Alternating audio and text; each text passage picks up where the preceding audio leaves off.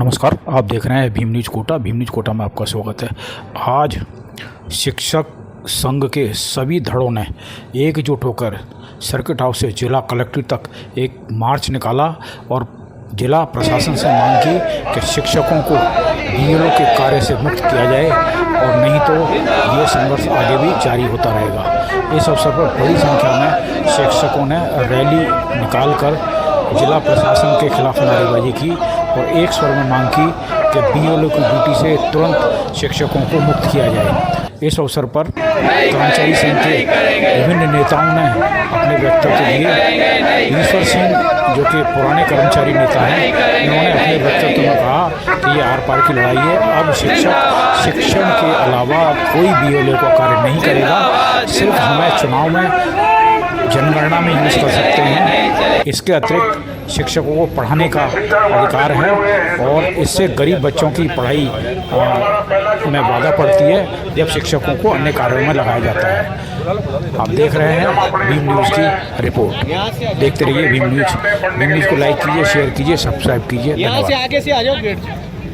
लेकिन सरकार की नीतियां चूंकि निजीकरण की है और इस सार्वजनिक शिक्षा को बर्बाद करने की है, इसलिए हमें हमारे काम से रोकने के लिए पार्ट है, उसी का एक हिस्सा है बीएलओ का कार्य।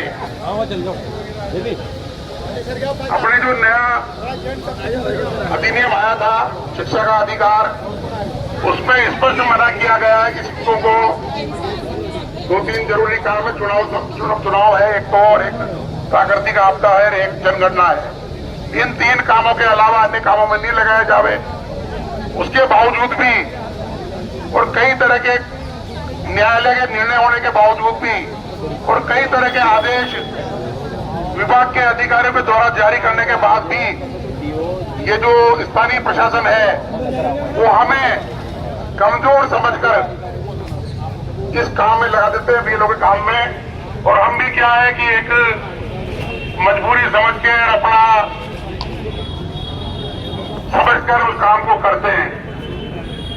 मेरा आपसे इस अवसर पर यही निवेदन है कि अगर आप वास्तव में इस काम से मुक्ति कराना चाहते हैं, अगर आप चाहते हैं कि वास्तव में हमारा ये काम हमसे हटे और वास्तव में हम स्कूल में जाकर बच्चों को पढ़ावें, तो आपको अपने मन के अंदर ये दृढ़ निश्चय करना पड़ेगा कि हम इस काम को नहीं करेंगे। और इसके लिए सरकार का और प्रशासन का आपको कई तरह का दबाव आएगा, सस्पेंड किए जाएंगे, हो सकता है टर्मिनेट किए जावे, कई और कार्रवाई की जावे। लेकिन क्योंकि हम शिक्षक हैं और हमें शिक्षा को बचाना है। अगर शिक्षा बचेगी तो हम बचेंगे। शिक्षा अगर खत्म हो गई, शिक्षा अगर नहीं रही तो हमारी हालत क्या होनी है आप सोच सकते हैं। हमारी जो कुछ इमेज बनी हुई है, बची हुई है अभी, वो स्कूलों से बची हुई है और वहां पर जो गरीब बच्चे आते हैं पढ़ने के लिए, उनकी वजह से बची हुई है। अगर हम उस मूल काम को छोड़कर ये फालतू के काम में लग जाएंगे तो ये विभाग बहुत जल्दी खत्म हो जाएगा। और इसी का एक हिस्सा है अंग्रेजी माध्यम के स्कूल जो शुरू किए जा रहे हैं आज दरअसल लेते खूब, वो भी उसी का एक पार्ट है कि धीरे धीरे सरकारी स्कूलों को निजीकरण की ओर ले जावे। पूरे राजस्थान में ये आंदोलन सभी जिलों में जहां जिसकी जैसी दम है उस हिसाब से चल रहा है।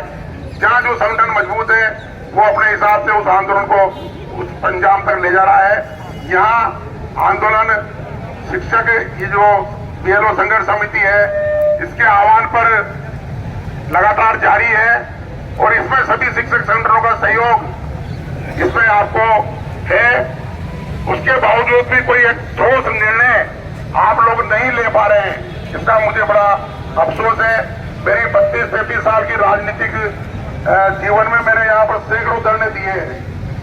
कई बार 2-4 आदमी ने मिलकर भी हमने कई दिनों तक लगातार धरने दिए हैं और कई बार हमने सैकड़ों की संख्या में और हजारों की संख्या में भी यहाँ पर धरने दिए हैं। लेकिन जब हम बैठते थे तो ये सोच के बैठते थे कि हम उठेंगे तभी जब ये काम पूरा हो जाएगा, ये मांग पूरी हो जाएगी।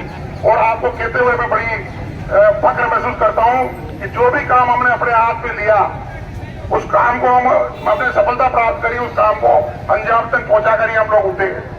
तो मेरा आप सबसे ये निवेदन है कि अगर आप वास्तव में चाहते हैं कि हम इस काम से मुक्त हों, एक तो वो लोग हैं जो दिखावटी रूप से यहाँ पे आ रहे हैं, टोपी लगा ली और इधर उधर घूम लिए, उधर चाय पी लिए, घूम फिर के मिलकर चले गए।